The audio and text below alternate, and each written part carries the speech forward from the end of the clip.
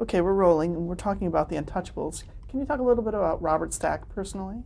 Yeah, Stack was a very hardworking actor.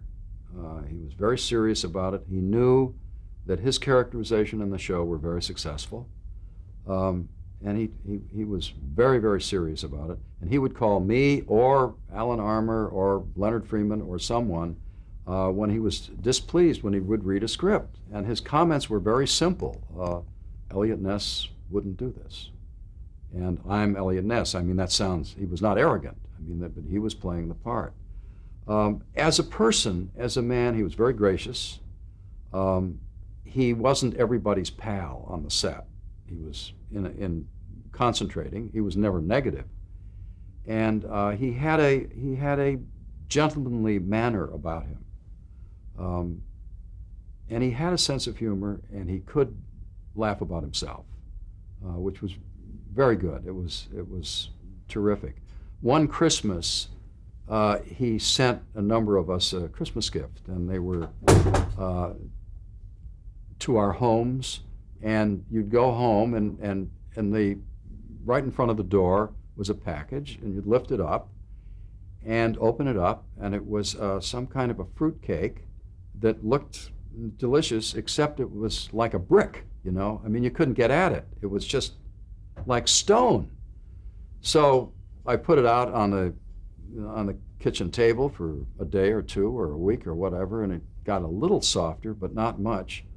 So I saw Bob Stack on the set, and I realized I had to respond to the gift, and I said, "Thank you so much for the Christmas gift. It was very thoughtful of you." And he looked at me and he said, "Have you been able to cut it yet?" So he knew he knew what it was. But he was a gracious man. Every once in a while, 4 or 5 of us would go to lunch with him, and we'd go to a place called Tracton's on La Cienega. And it was, you know, populated by the people in the neighborhood, businessmen and so on. And here comes Elliot Ness, and he was wearing his suit from the show, and the whole place would buzz, buzz, buzz, buzz. And we'd sit down and order, and he was very gracious. He wouldn't go around shaking hands, but he would nod. And he was just a very generous fellow, but there was a certain reserve about him. Why did the show The Untouchables go off the air? A couple of reasons. I think what I was told, and I believe this, was that ABC could no longer deal with the congressional pressures on violence in television, and they had pretty well had it. They didn't know how to deal with the subject anymore. The ratings were slipping a little, and Bob Stack, and he told me this personally, did not know if he was going to come back for next season. He was drained, he was exhausted. He was in, 3/4 of the scenes in every episode, and he gave a lot to it, and he just said, I'm not sure. Did you ever have to testify or anything like that at any of these hearings, or prepare any kind of... I personally did not. Mm-hmm. But I had to prepare some responses, and naturally we had to show scripts. We had to talk about it a lot. The main comment that we were making was that specific violence can always be toned down. You don't have to see the bullet striking the person. We didn't do that anyway. But that the nature, we kept talking about the nature of the show. This show is about the mob in Chicago in the early 30s. It's based on a book by Oscar Frehley. It's based on truth. It's true we invent most of the stories, but that was our comment. And whether it was going to be a successful comment or not, we don't know. The response from so many in Congress was, "We understand that, but cut the violence down." So. After that, you worked on a show called The Lieutenant. Yes. What was that show about? The show was about training at Camp Pendleton, and a young second lieutenant, played by Gary Lockwood, was in training for military action. It was a Marine show, and preparation for war. The idea of the series that he would not go to a war. It was all training. And we had a wonderful military advisor, Major Colonel Clement Statler, and the show sold, was on the air. Unfortunately, it went on the air on NBC, 7:30 Friday nights, opposite the return of Jackie Gleason to television. Well, Gleason was an American institution. So right away, the ratings were weak. But the show was a pretty good show. They were all personal stories about recruits who got into trouble of some kind. We had a huge struggle with the Department of Defense. They had to approve every script if we were going to shoot or use military equipment.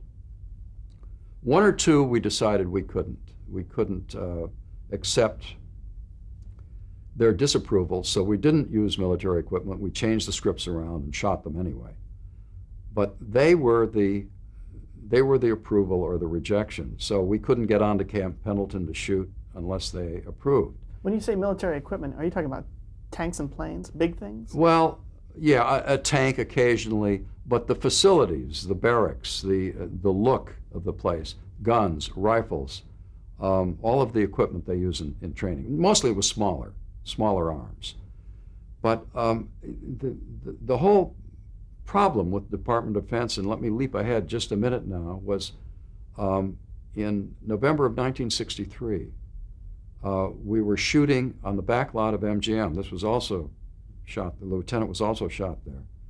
We were shooting a military funeral that took place in the story with echoing taps, with a Marine on this hill and a Marine on that hill, playing taps and echoing, quite moving and quite a beautiful ceremony. And the director was staging it. I was in the office of the executive producer, Gene Roddenberry, and we were arguing with the Department of Defense about changes. We can't do that. And the Department of Defense man was saying, you've got to do this. Suddenly the guy in Washington on the end of the phone said, hey, the president's been shot. He had the radio on.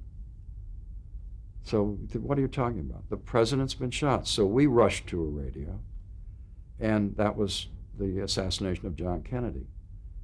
And Gene and I had to go out to the back lot to inform people they were shooting a funeral. And the decision was made at MGM that they couldn't work after that. So everybody left. We just wrapped the set. Everybody went home. Big decision by MGM because it cost them a lot of money, but nobody could function after that. But on a cheerier note, the show with Gary Lockwood and Robert Vaughn as his captain, commanding officer, was a pretty good job. I think it didn't last for reasons that didn't have much to do with the show. It had to do with 7:30 Friday night opposite Gleason, and kids were tuning in and finding adult stories instead of the lieutenant. There's got to be a war story here. Well, talk a little bit about Gene Roddenberry. Do you remember when you first met him? I met Gene when he was still a Los Angeles police cop in uniform. And he was writing. He'd been writing virtually all of his adult life and trying to sell short stories to magazines and selling a few. And the medium of television, he was actually selling stories and scripts to the medium of television while he was still in a cop uniform. He was Chief Parker's principal public relations man. And then eventually I saw him. He was in civilian clothes. He was out of the department, and he was functioning professionally. So how again did you meet him? He submitted scripts to a show you were working on? Or? No. I just met him perhaps on a lot somewhere, but not on anything I was doing. I just was introduced to him. Oh, here's a nice cop, and he's selling stuff. I didn't think more about it. And so then I knew he was getting successful. And when he created the show, The Lieutenant,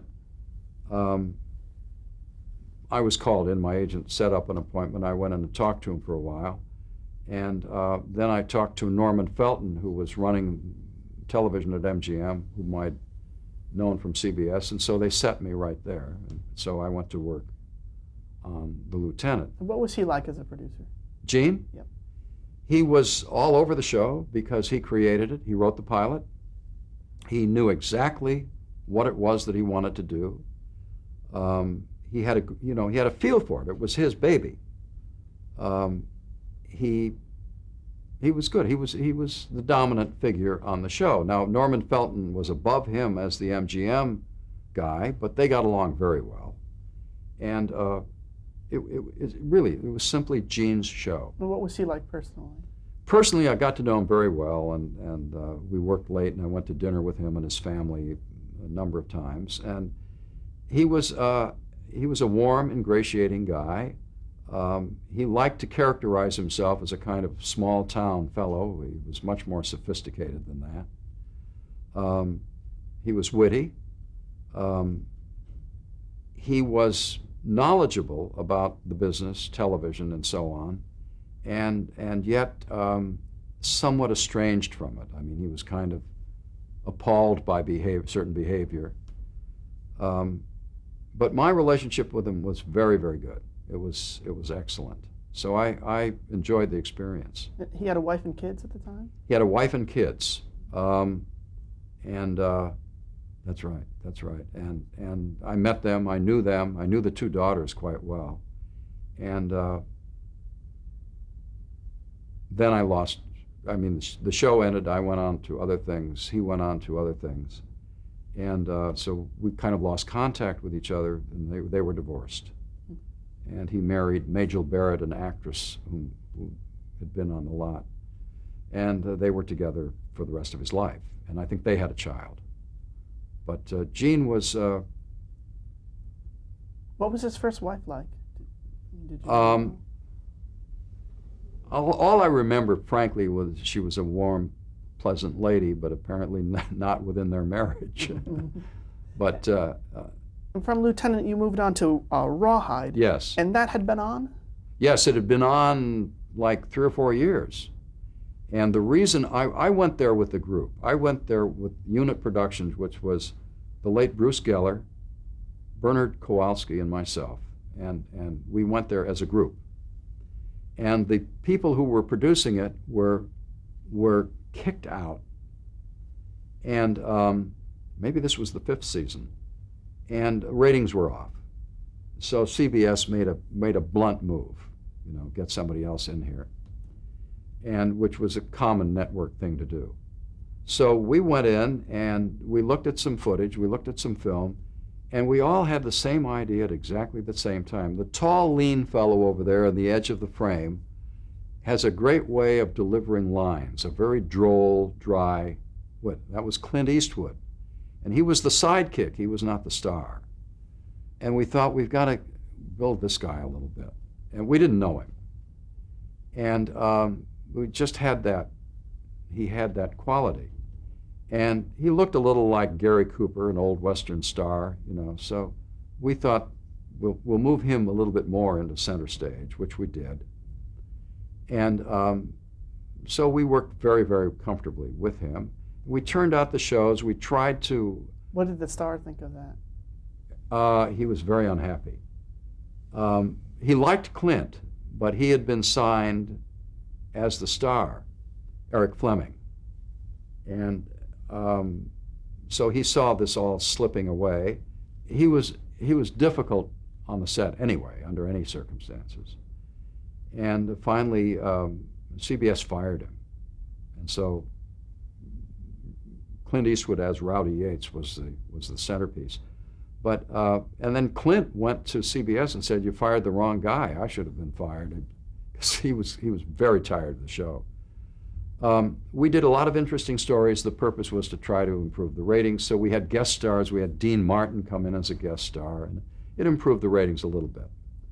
Then one night, just before Christmas, we had a 2-part show on that starred Clint, and the guest star was Fritz Weaver, and it was a droll, tongue-in-cheek story about a railroad con job. Mr. Paley, the head of CBS, happened to tune in that night. He hadn't watched the show in years. He tuned in that night, and he called up his people on the West Coast and said, "Who is responsible for that show? That's not Rawhide. that's not what I agreed to put on the air 5 years before. And they tried to explain, well, no, it was somewhat tongue-in-cheek. By order of Mr. Paley, we were all fired. And so it was kind of like the Christmas massacre. But straight from the top. yeah. And then a very, very able guy, Andre Boheme, who had produced the first few years of the show, came back and finished up the show. But one element that came out of that is that Clint Eastwood asked Bruce and Bernie wasn't with it, Bruce and me, to go to lunch with him across the street at some little joint that, a hamburger place. And he said, listen, I just got a call from my agent, the Morris office, and I have an offer to make a film, a Western, in Europe, but it's a Western to be shot in Almeria, Spain, with an Italian director. So I don't know about this. He said, but they're going to pay me $15,000, which to Clint at that time, to all of us, was quite a bit of money. So we talked about it. Should I do it? Should I take it? Should I not take it? And Clint finally said, I think I'm going to take this because my wife has never been to Europe. So he went to Europe and he made, what was it, A Fistful of Dollars that Sergio Leone made. And they brought the film back and they screened it, and you knew right away. It was like audiences knew right away when you saw this little puff of cigar smoke and this guy comes around with the hat on and the look and everything. You knew right away, my God, he's a Western star. And that's what happened. But it was quite an experience. Did the show improve in the ratings at all? A little bit, not a whole lot. Mm-hmm. It had been on a long time. And I think the era of Westerns was fading away on television. And how did you get involved with Peyton Place? Was that also already on the air when you joined it? Yes, it was. It had just started in October of '65. They'd had some episodes on the air, and they had a terrific public response. And Paul Monash, whom I'd known from Playhouse 90, called me and asked if I would be interested. And to tell you the truth, I was feeling a little heady at the time, and I thought, I'm not sure I want to do this stuff. And I had another offer, and it was to go to Universal to work with Hubble Robinson, who had been pushed out of CBS. I think I can say that. Pushed out of CBS, and set up a unit at Universal. And I thought he was a very creative man, and I wanted to work for him. So I had two offers. Doesn't happen too often. And I was interested in the offer with Hubble Robinson. And then I went to see Paul Monash, and my agent called me and said, you have to take the offer with Paul Monash. I said, why? He said, well, because they're going to pay you a lot more. And I thought, well, up to this point, I hadn't concerned myself, because I'd been fortunate always working. And I thought, it is a lot more. And my agent, who would, of course, earn more, kept pounding on me. So I went to work at Fox. I'm glad I went to work at that studio.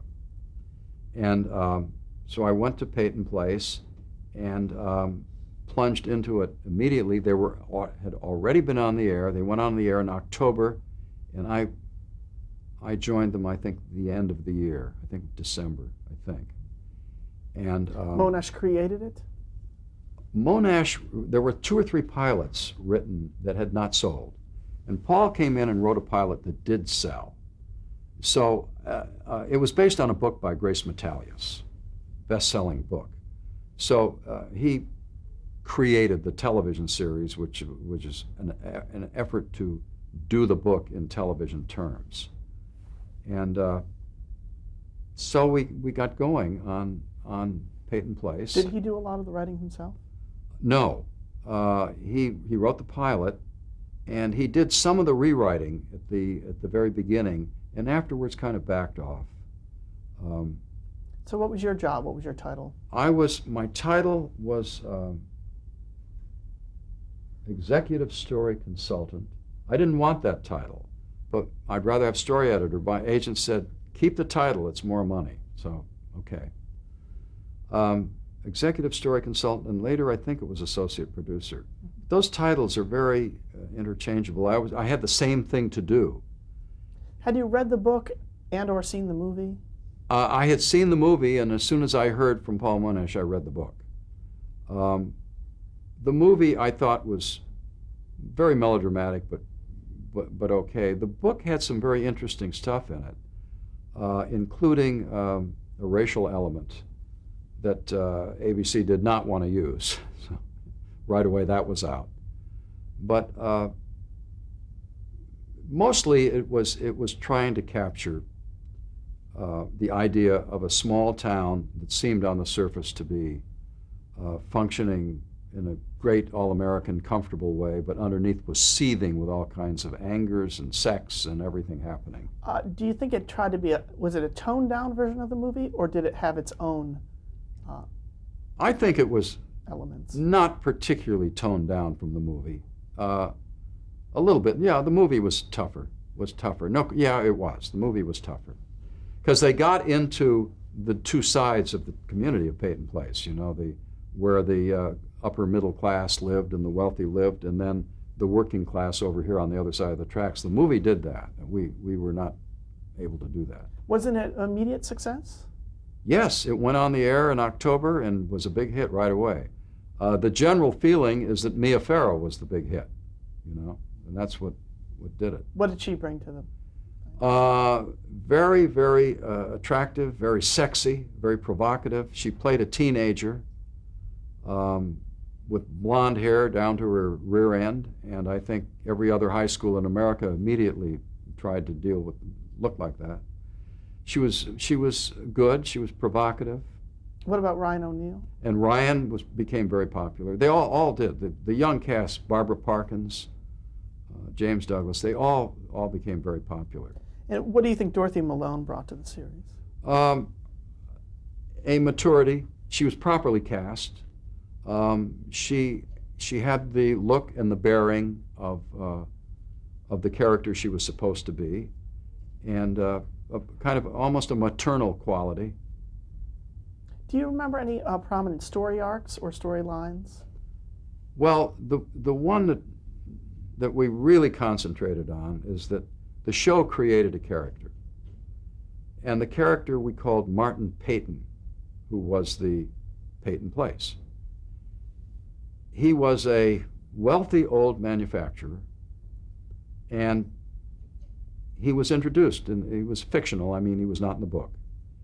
And he came into the, and his name was mentioned in the book. He came into the series to be the prime manipulator of all of the characters in Peyton Place. He was the puppet master. And he was very, very effective. And George McCready played the part. And again, perfect casting. He had an ice-cold appearance, and it really worked. So the stories were fun after that, because once we found the manipulator. Later on, a year or so later, George got terribly ill and had to leave the cast, and he was replaced by Wilfred Hyde White, different actor. And I think that hurt the show, because Wilfred Hyde White was very good in the part, but in fact, he was excellent in the part. But it was a difficult jog for an audience to be working with George McCready, watching him. Suddenly, there's Wilfred Hyde White. It's just a different look. How did you come to write the final episode, and what was it about? The final episode was, at Fox at that time, we had been cautioned that the show was coming to an end. We had done something like 512, planning 512 episodes. It's horrendous. And we had been cautioned by Fox, it looks like it's over, it's done. So we were planning, our story group was planning to wrap it up and end the show. And we got the word from on high, well, wait a minute, we're not sure. At which point I was set to write the last episode. So I said, I have to know. So we never did know. So we were instructed to keep the ending open so that the series could continue. So the final episode was a courtroom situation in which the final moment was not fully resolved. And I think a lot of people were very frustrated about that because it never came back. It was over. The series was over. And I wrote it because at the time I had been on the show since, I don't know, the early episodes. And I knew the show at that time probably as well as anyone. And I was there, and so... Were you going to write it because it could have been the final episode? I didn't know. I kept... But when you were first assigned it, when I were first you writing assigned, I thought, okay, this is the final episode. And I thought, we're in a fix because we have so much to resolve. Mm-hmm. So how do we do it? So I was struggling with how do we do it, and then the word came down, well, wait a minute, keep the door open.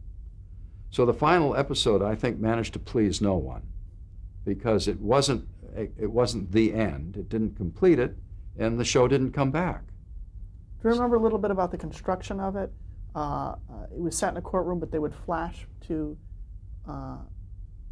I think, as I recall writing it,